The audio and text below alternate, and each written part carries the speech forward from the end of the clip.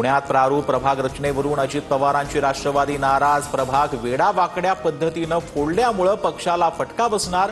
स्थानिक नेत्यांची खतखत. अजित पवारांकडे तक्रार करणार सूत्रांची माहिती.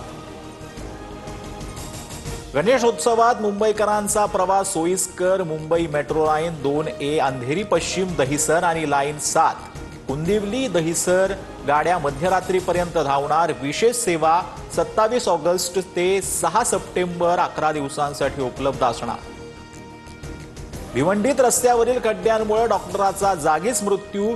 बाईकचा तोल जाऊन मागून आलेल्या ट्रकनं उडवलं. स्थानिक नागरिकांकडून प्रचंड संताप व्यक्त. ट्रक चालक ताब्यात.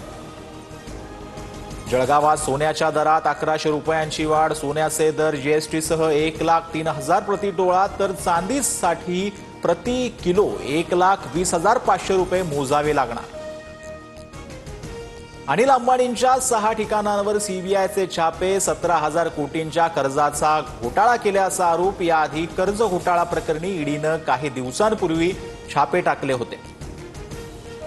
अभिनेता विजय थालापतीनं 2026च्या तमिळनाडू विधानसभा निवडणुकीचं रणशिंग फुंकलं. डीएमके आणि भाजपासोबत युती करणार नाही. विजय थालापतीकडून जाहीर.